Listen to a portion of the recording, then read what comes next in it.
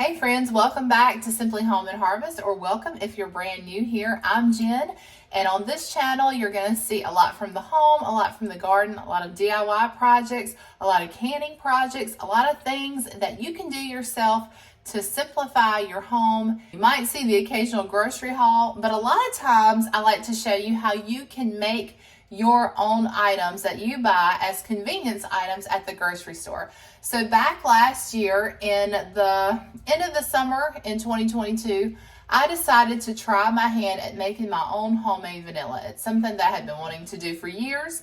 I had a friend that taught me through the steps, and so I went ahead and went through the process of starting that, and I kept some video footage of it.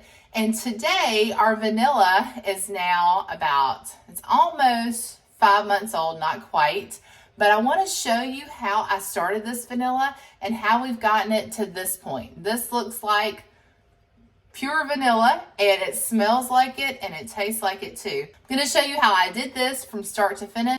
Making your own vanilla is not hard, but it does require some supplies that you might not have in your home, as in some vanilla beans, and you will need an alcohol source. You can use vodka, you can use rum. I chose to use spiced rum. I'll tell you a little bit more about that in the video on how we make it.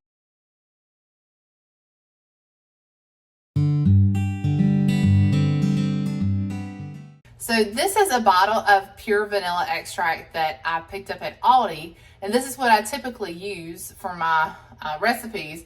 This is 2 ounces, and this at Aldi right now costs $5.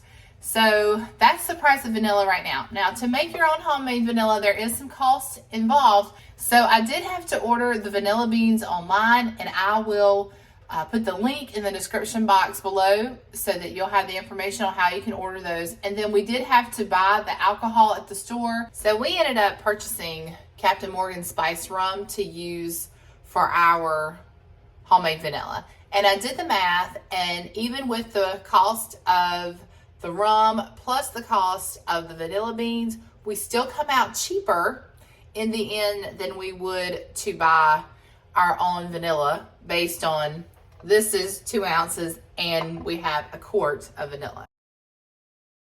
So like I said, you'll need some vanilla beans. These are Madagascar beans that I ordered off of Amazon. You'll also need some alcohol. You can either use vodka or rum, and I chose to use Captain Morgan spiced rum. That's about a quart of that. And so the first thing you're going to do is get your vanilla beans out. You'll see that Tim is helping me with this project, and we had to smell everything. But the way that you extract your vanilla bean is to slice your bean right down the center, and to open it up a little bit, you'll see the little vanilla beans inside, and that way it can infuse into your rum. That is what's going to change your rum into homemade vanilla. Now, we really don't know a lot about alcohol. We are not drinkers.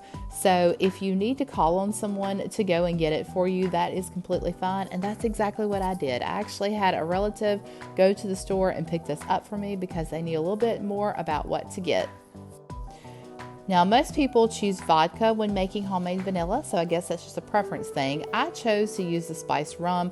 I'd actually watched Acre Homestead do this in a video, and she used the spiced rum and was talking about the difference in the flavor, and so I thought that's what I would give a try for the first time.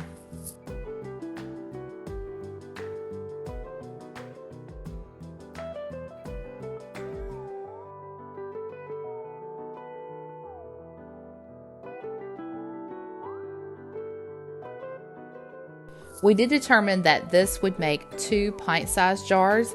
So once I had about 5, I think I did 5 in each jar. Once I had those split, I went ahead and put them in my mason jar, and then Tim is just going to fill them up with the rum, and I just filled it to the top.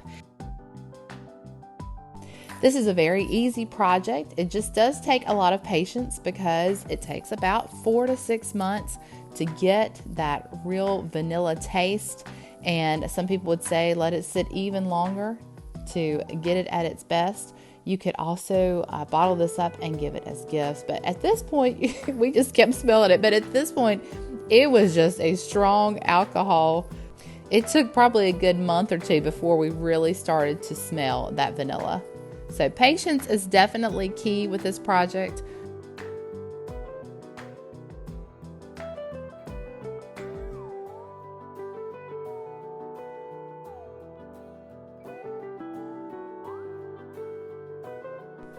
And once you have it in your jar, you just need to store it in a dark, cool place and shake it once a week.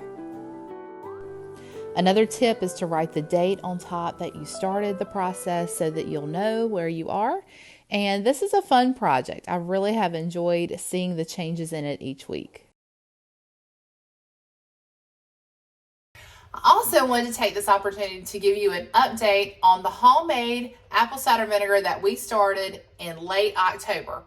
If you remember, we had lots of apples that we picked up at an apple orchard. We made apple butter, we made applesauce, but that left us with a lot of apple scraps left over. So I decided to turn those apple scraps into homemade apple cider vinegar, and I had never done this before.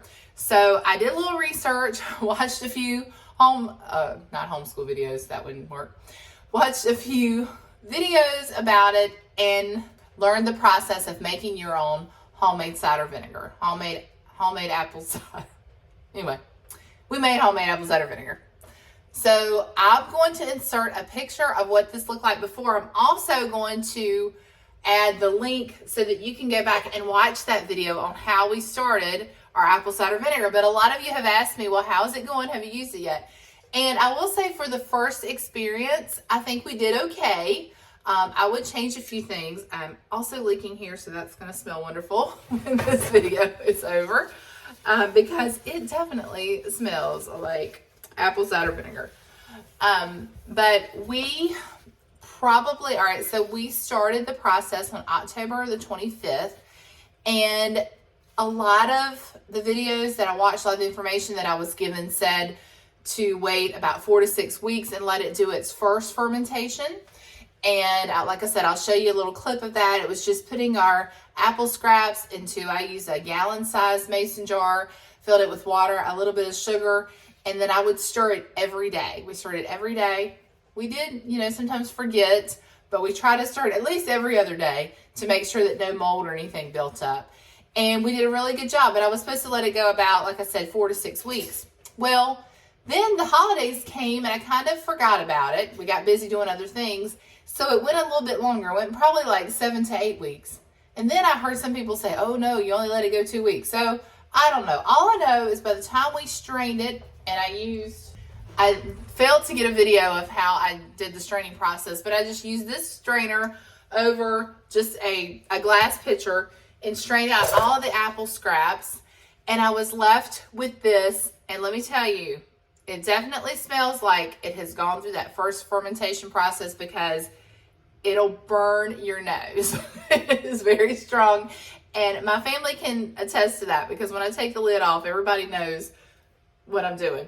But I think the color is just beautiful. And I will show you that it has, now if I shake this up, and that's probably why it was spilling a little bit.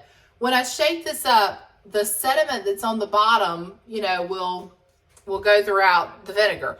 But then after a while, it settles back down. And let me see if I can show you. I'll show you on this one. You can see this one has not been shaken recently. I did shake it earlier today, but do you see the sediment? And it kind of like just lays across the bottom. Now, this is where I'm confused, because I've been told that the mother or the SCOBY presents itself at the top, and that's good. That's the good bacteria. You want to see that. But I'm not sure about the bottom. So I need some of you on here that are experts at making this, or you've made this before, to maybe give me a little insight on that. Is this what I'm looking for?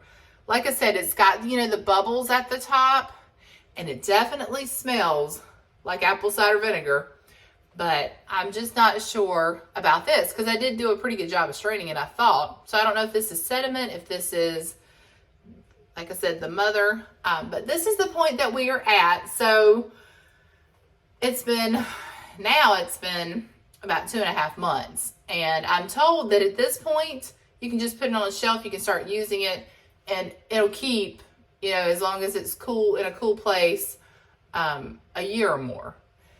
So this is where we are. This is an update for you. I think I'd be okay to start using it, but I would love some advice if you have ever tried this before. And we probably will try this again in the fall. It was very easy. It's affordable because it's free. You're just using what you already have, which is your apple scraps, a little bit of sugar, and some water. And I have not priced apple cider vinegar lately. I haven't had to buy it, but I think probably by now it's about $7 or $8 to get I think that's a quart size of your apple cider vinegar in the store, especially if you get the one that's got the 5% acidity and it has the mother. So that's where we are, and I will keep you updated, how it's looking maybe here in a couple months. Thanks so much for watching today. Be sure to give this video a like and subscribe. I'd love to have you join me here on YouTube. So until next time, remember to live simply, use what you have, and enjoy the moments you've been given.